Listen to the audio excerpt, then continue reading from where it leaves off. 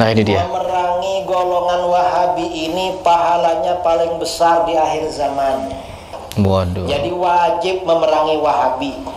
Wajib. Jadi memerangi Wahabi ini pahalanya paling besar di akhir zaman.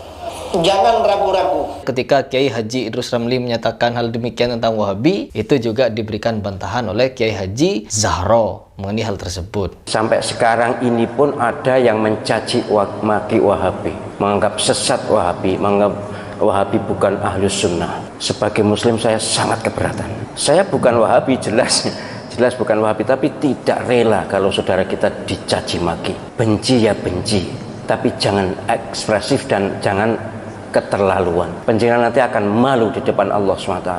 Dan ini bagaimana cara kita menyikapinya?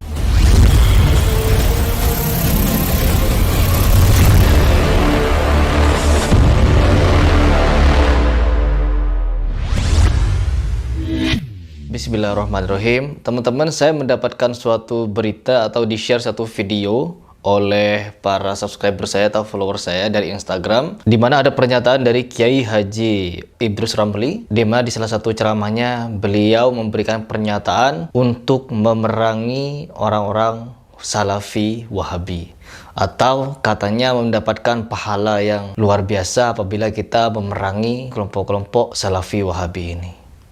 Tentunya di sini saya sebagai seorang muslim yang ikut ajaran Kiai Haji Hashim Asy'ari sangat terkejut, di mana kita kenal bersama bahwa beliau Kiai Haji Idrus Ramli ini memiliki sepak terjang yang luar biasa di dalam menegakkan aswaja. Namun saya sangat kaget ketika menonton video ini. Baik, saya akan memberikan tanggapan setelah saya menonton seperti apa video tersebut. Nah ini dia. Memerangi golongan Wahabi ini pahalanya paling besar di akhir zaman. Masya Allah. Orang yang diperangi Wahabi itu orang paling baik, yang memerangi Wahabi juga orang paling baik. Waduh. Jadi wajib memerangi Wahabi, karena ajaran Wahabi ini ajaran mungkar, Subhanallah. ajaran teruk, ajaran buruk, ajaran jelek, wajib diperangi. Ini bukan perlu saudara, ini wajib hukumnya. Karena orang itu kalau cuma Islam tuh tak cukup. Yang penting Islam, gak ada macam itu. Setelah berislam, karena Islam ini bermacam-macam. Ada Islam yang baik, ada Islam yang tak baik. Artinya jahat. Kita ini wajib mengikuti Islam yang baik, dan tak bagi kita ini tak boleh mengikuti Islam yang tak baik. Wahabi itu Islam yang tak baik. Kita wajib mengikuti Islam Ahlus Sunnah wal Jamaah. Iya. Wajib. Jadi memerangi Wahabi ini pahalanya paling besar di akhir zaman. Iya.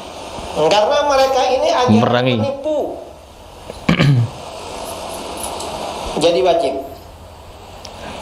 Jangan ragu-ragu. Jadi wajib katanya ya teman-teman, memerangi Wahabi itu wajib. Ya Allah.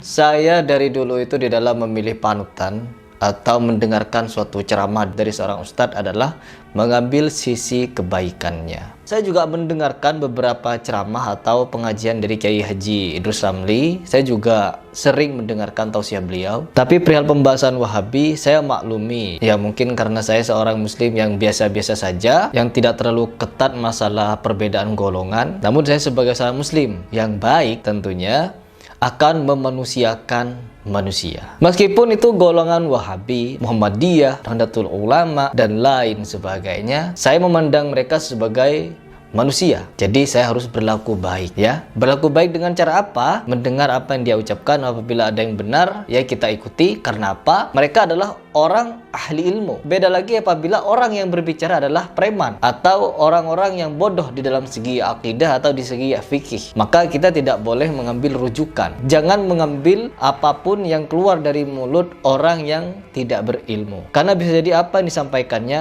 hanya melalui akal dan juga melalui hawa nafsunya. Karena apa? Landasan manusia itu berbicara haruslah Al-Quran dan Al-Hadis. Di mana-mana ketika saya menonton video ceramahnya Ustadz Khalid Basalamah, Ustadz Syafiq Riza Basalamah, saya mendengarnya adem sekali, menyenangkan, mengajak kebaikan, mengajak ketakwaan, mengajak mengenal Allah, mengenal risalah Rasulullah dan para sahabat. Masya Allah, saya banyak sekali mendengar ceramah-ceramah dari Ustadz-Ustadz Salafi Wahabi. Bahkan di Arab Saudi adalah negara yang mayoritas Wahabi, Salafi. Masya Allah. Jadi kita sebagai seorang muslim tidak boleh sebenarnya menggolong-golongkan, apalagi menganggap sesama muslim yang beriman kepada Allah dan juga Rasulullah dan tidak ada Tuhan selain Allah. Mereka masih satu iman meskipun tidak satu pendapat. Apa pendapat itu? Yaitu mengenai misalkan seperti tahlilan, ya seperti kunut, seperti Maulid Nabi, ya. Memang hal-hal ini juga sudah menjadi perbedaan antara Muhammadiyah dan NU, di mana Muhammadiyah tidak merayakan hal-hal seperti ini dan hanya dilakukan oleh orang-orang NU.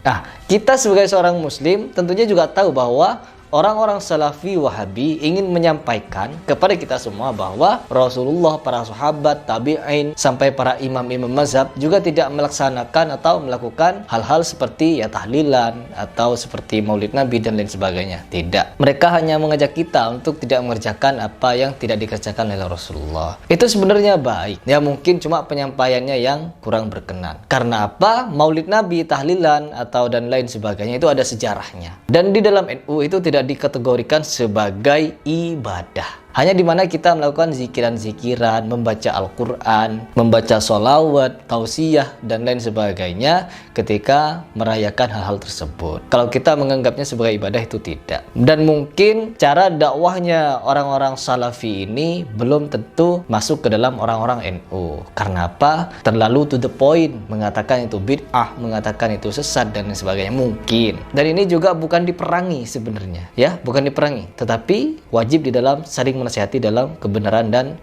kesabaran. Untuk tidak melaksanakan tahlilan, ya ada caranya untuk menyampaikan dengan cara yang benar dan juga sabar. Dan untuk membantahnya juga dengan cara yang benar dan sabar. Tanpa harus perang, tanpa harus saling mencaci maki atau menghujat. Tentunya saya sangat menyayangkan tindakan atau pernyataan dari Kiai Haji Idrus Ramli ini. Karena apa? Ini bisa menjadi polemik lagi ke depannya untuk tidak menerima saudara-saudara kita yang berpaham seperti orang-orang Salafi ini. Saya juga banyak murid-murid yang berpaham Salafi. Saya juga banyak murid-murid yang berpaham Muhammadiyah, ikut Muhammadiyah tapi pemahamannya NU, ada yang NU tapi cinta Muhammadiyah, dan begitu seterusnya. Kita tidak pernah mempermasalahkan hal demikian. Karena apa? Kita itu sama-sama muslim dan memiliki landasan yang sama-sama kuat. Dimana ketika kita memiliki landasan, orang Salafi berbicara hal demikian juga memiliki landasan. Dan mereka tidak melaksanakan juga tidak masalah. Dan tentulah kita sebagai seorang muslim yang baik harus menjadi penengah yang juga baik untuk melerai pertikaian antara ulama-ulama kita di sana. Baik, sebelum saya lanjutkan, teman-teman coba simak pernyataan dari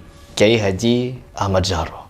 Pertama yang harus diketahui, Wahabi itu ada dua macam. Ada Wahabi Khawarij, Abdul Wahab bin Sulaiman, itu Al-Khariji, Khawarij, itu yang sesat karena mereka mengkafirkan kita semuanya. Ada yang Muhammad bin Abdul Wahab, itu Wahabi yang sekarang ada di Saudi Arabia itu. Memang zaman tahun 20-an, 30-an itu ketika Wahabi atau pemerintah Saudi baru terbentuk, mereka kerjasama dengan ulama Wahabi, itu keras sekali. Akan membongkar makam Nabi, ya akan memindahkan makam Nabi, semua wirid dilarang dan sebagainya. Keras sekali sehingga berdirilah NU merespon itu, dan ormas-ormas di dunia keberatan dengan langkah Wahabi. Dalam perundingan akhirnya berhasil. Tapi kemudian dilanjutkan oleh generasi yang kurang mengenal Wahabi. Sampai sekarang ini pun ada yang mencaci maki Wahabi, menganggap sesat Wahabi, menganggap Wahabi bukan ahlus sunnah. Sebagai muslim saya sangat keberatan.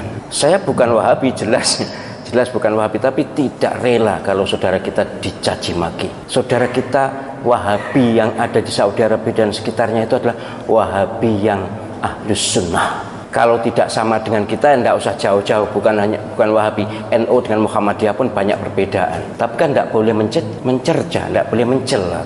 Wahabi iblis, Wahabi sesat. Panjenengan pernah haji atau tidak? Pernah umroh atau tidak? Mustahil Allah Subhanahu wa taala rela Masjidil Haram dan Masjid Nabawi diimami oleh iblis. Imam Masjidil Haram, Imam Masjid Nabawi. Salah satu guru Al-Quran saya adalah dari Masjid Nabawi. Itu adalah orang-orang soleh, orang-orang baik. Wahabi mereka, pasti Wahabi. Mazhab akidahnya. Tapi mazhab fikihnya Hambali. Jadi kalau mengatakan sesat, bahkan ada yang Wahabi itu ciptaan Yahudi. Benci ya benci, tapi jangan ekspresif dan jangan keterlaluan. Penjenengan nanti akan malu di depan Allah SWT. Mustahil, sekali lagi, Masjidil Haram diimami oleh orang yang sesat. Mustahil. Mustahil Allah SWT ridho Masjid Nabawi, imam masjidnya adalah orang-orang sesat. Saya tuh bahkan, karena saya akrab juga dengan Syekh Abdul Rahman As-Sudais, Syekh Soal-Surem, akrab saya dengan mereka. Mereka tuh bahkan dalam persepsi saya orang yang paling awal masuk surga di antara orang yang hidup sekarang ini. Bersih lahir batin. Bahwa amaliyahnya kita tidak setuju, ya banyak. Kalau tidak setuju banyak. Mereka tidak wirid bersama-sama sudah sholat itu juga, ya mereka pahamnya seperti itu. Sholat subuh tidak kunut ya seperti itu. Lalu kenapa? Ini memang sangat diprovokasikan ini. Kayaknya dikompori oleh Syiah. Syiah memang musuh bebuyutan Wahabi. Baik, teman-teman, itu adalah pernyataan dari Kiai Haji Zahro, di mana beliau juga memberikan pandangan atau pendapat sebenarnya bagaimana cara kita bersikap terhadap saudara-saudara kita yang memiliki pandangan yang berbeda seperti Salafi Wahabi. Tentunya kita sebagai seorang muslim, kita harus pandai memilah dan memilih, yaitu bagaimana cara kita bersikap ketika kita mendengarkan suatu pernyataan yang dibuat oleh Kiai Haji Idrus Ramli, mungkin dari Kiai Haji Zahro atau Ustadz Khalid Basalamah, Ustadz Riza Basalamah, Ustadz Abdul Somad dan lain sebagainya, ketika apa yang mereka sampaikan kurang sejalan dengan Quran dan hadis. Contohnya ketika Kiai Haji Idrus Ramli menyatakan hal demikian tentang Wahabi, itu juga diberikan bantahan oleh Kiai Haji Zahro mengenai hal tersebut. Dan ini bagaimana cara kita menyikapinya?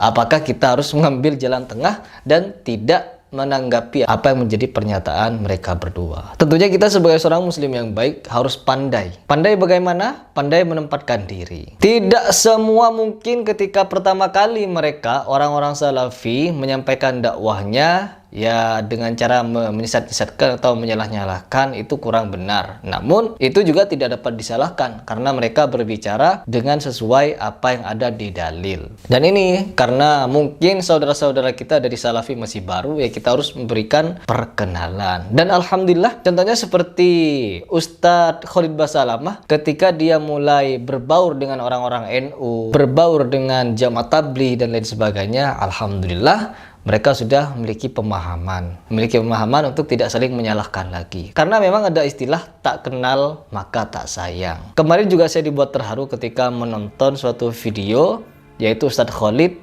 bergandengan tangan, saling merangkul dengan orang-orang Jamaah Tabligh. Masya Allah, seperti ini. Ulama-ulama atau ustadz-ustadz yang mungkin sebelumnya ada perbedaan pendapat, mereka bisa saling merangkul. Begitulah seharusnya. Dan inilah yang harus dilakukan, ya.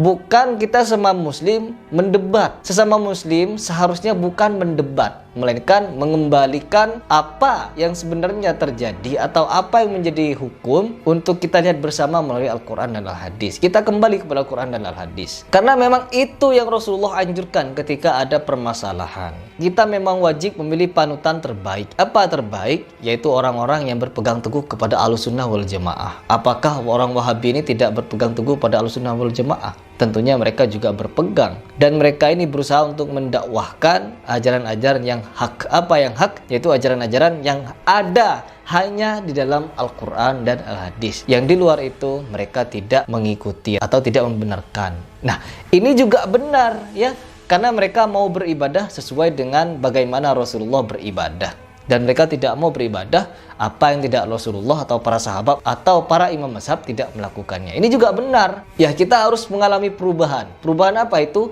Yaitu perubahan di dalam menyikapi suatu perbedaan. Kita harus dewasa. Ya, bukan berarti di sini saya ingin menasihati para kiai atau para ustadz. No. Tetapi saya sebagai sesama muslim, tentunya yang pertama yang saya nasihati adalah diri saya. Dan yang kedua adalah orang-orang terdekat saya, dan baru berikutnya orang-orang yang kenal saya meskipun dari jauh, seperti kalian di media sosial. Yuk kita serukan kepada tokoh-tokoh kita untuk bersatu padu. Hindari pertikaian, hindari permusuhan. Marilah kita saling merangkul, jangan saling menjatuhkan. Ada perbedaan, kembalilah kepada Al-Quran dan Al-Hadis, dan berjabat tangan akan menggugurkan dosa, mendatangkan rahmat Allah Subhanahu wa taala. Kenapa? Kita masih bernaung kepada kalimat syahadat yang sama. Asyhadu an la ilaha illallah wa asyhadu anna Muhammadar Rasulullah.